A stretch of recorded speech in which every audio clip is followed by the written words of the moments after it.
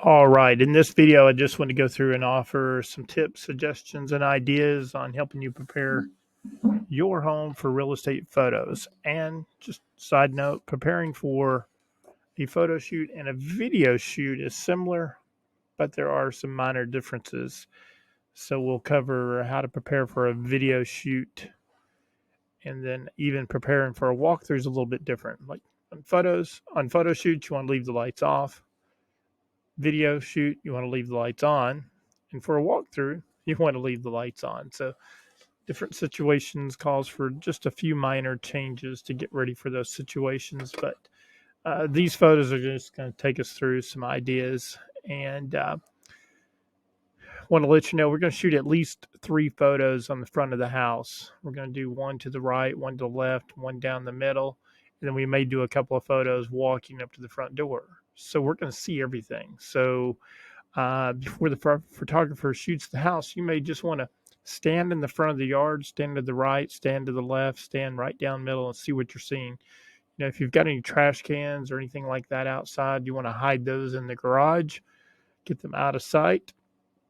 And that way they won't be in the photos. And then look at how this one's been prepared. There's no flags. All of the mini blinds are open. And we'll talk about mini blinds a little bit more detail as we get into the house. But you're not seeing any distractions. The water hoses are gone, the trash cans are gone, and the mini blinds are open. So this one may have plantation blinds, but you see what it looks like. That way when we pull up, the photographer can go ahead and get started on the photos. We'll do at least 3 in the front yard, up to 6 photos, depending on the size of the house, size of the yard, to cover the front yard. So we may do 2 to cover the front, 3 to cover the front, right side, left side, and down the middle, and then 2 or 3 walking up to the front door. This one, I wanted to show how the blinds were tilted here. They should be open and slanted up. So the reflection is coming in, bouncing up to the ceiling, and all the blinds should be the same. And those should be set, so that when we shoot the outside, they're open and slanted up. And then when we shoot the inside, they'll be open and slanted up.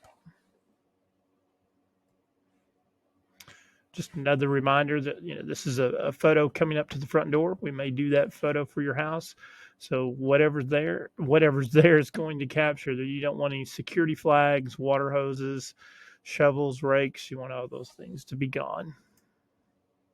Kitchen, you want to make sure the refrigerator magnets are gone, the paintings, the things hanging, doctor's appointments. You want those calendars off the refrigerator.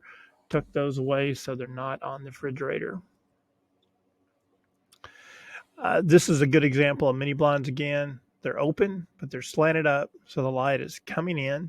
The camera can still see outside, but then the light is bouncing up to the top of the ceiling and then lighting up that room. And the lights are off. And that's exactly what we need. Blinds open, tilted up, lights off. There's another example. Blinds open, tilted up, reflections going away from the camera lens, so there's no reflection looking into the camera lens, and then we can still see out, but it's also letting natural light in to light up that room. Countertops are empty, so there's no toothbrushes or anything like that out on the counter. One more example. Many blinds are open, we can see out, so it's not a distraction. Reflections are facing, there's a reflection there, but it's being deflected away from the camera. It's reflecting up on this ceiling, and it's bouncing the light around to light up that room. And the lights are off. Another example, a couple things here. There's no towels, there's no distractions, there's no soaps, there's no odd colors, taking away from this shot. Blinds are open, tilted up, letting the light in, but we can still see out. This is a good example of a closet that needs a photo. The closet is custom closet. It's large and it's been staged. Good example. Your average closet, no need for a photo. Custom closet, if it's been staged, you need a photo. Good example of custom built shower that's been staged and ready. It's completely empty. It's clean and presentable. Everything's out of the shot. And it was like that when the photographer got there. This is how we do not want the shutters unless you're trying to hide something. If you're trying to hide something, there's two ways to do that. We can blow out the windows and just be like a white glow, or we can close the mini blinds. But you typically do not want to do this. The way we're shooting, you want to leave these blinds open, and that way from the outside it looks like the home is open and welcome, and it looks like you're open for business, and then it's bouncing light around. So this would not be the way we'd want the blinds unless you're trying to hide something. Light bulbs, I want to talk about that for a second. There are two major types of light bulbs. Basically, you can buy yellow ones and white ones. Most homes have mixed lights because when you go to get the light bulbs, you're not sure what you're getting. It says daylight balance. That would be kind of on the white side. Everything else is going to be on the yellow side. So the reason we shoot without the lights is because it just makes all of the colors very consistent. The whites are white, the yellows are yellows, and everything looks accurate. But for a video walkthrough, you want to make sure all your light bulbs are the same color. You wouldn't want to have a yellow one next to a white one.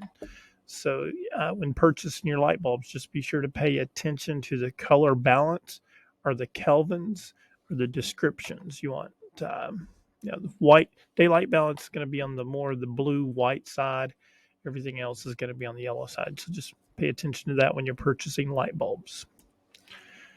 All right, this was a good example of a bathroom ready. The countertops are empty. There's no personal items around. It's staged and ready. There's no distractions. You don't want any of those personal items. You don't need a plunger there.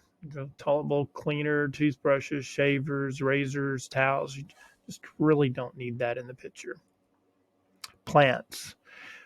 Two way to handle plants. They need to look new and fresh, or if they look in need of water, or maybe they're dead, or maybe it's just a flower pot or a planter there. If they're not new and fresh and presentable, you may want to just put them in the garage for the photo shoot and then bring them back out later. But this one looks good. It's just an example photo that I pulled. But if they're not, they can be distracting. If they're anything other than new and fresh, they can be distracting. Another example of a great countertop. There's nothing there that's distracting, no personal items, very clean and presentable. Chairs, I put this photo in there just to remind me, if you have a table that has too many chairs, I'm not saying this one, this is like a party event room, but if you had one table that had too many chairs, one way to make the room look bigger and better is to remove a couple of chairs just so that you can see and walk down through that room. So you can take 2 or 3 of those chairs out and put them in the garage, and it just makes the room look a little bit better and a little bit bigger. You're not trying to make it look bigger than it is, but it's taking away some of the distractions. Mini blinds again, this is not how we want them. It's best to turn them the other way, tilt them up so the reflection's going up, and open. Now this one's open and slanted down, but if you could tilt it so the reflection's going up, that would be a better situation. Great example of tabletops, I should say. Sorry, tabletops. Just a few items. Rule of thumb is about 3 items on a table. This one's got a little more than 3, but it's a large table, but there's nothing distracting there.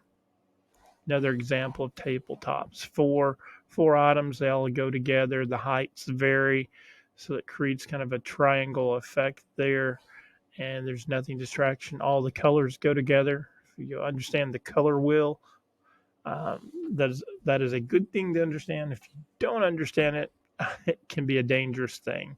But you want complementary colors. If you Google color wheel for decorating, you'll find a lot of information on that. This is an example of virtual staging. This is a store that the landlord had. It was completely empty when we shot it, so that's pretty much what it looked like. And is downtown area. and they wanted a women's clothing store put in this location. So we staged it, virtually staged it. That's the same room, just virtually staged. And so they went out and advertised that this empty facility in a small downtown was available for rent, not for sale, for rent. And they rented it to two people that wanted to put in a clothing store. Now, this is virtual staging. So, my point is if you have an empty room and you need it to be virtually staged, we can help you with that. You know, if it needs to be a living room, dining room, kitchen, got a building project going on, it's not quite completed, we can virtually stage it and complete that project. This just happened to be a store. They wanted it to look like a women's clothing store, so that's how we staged it. That is not real, that's a virtual staging. And that is it. Just a few ideas. So check us out at Real Estate Photographer Pro. Thank you.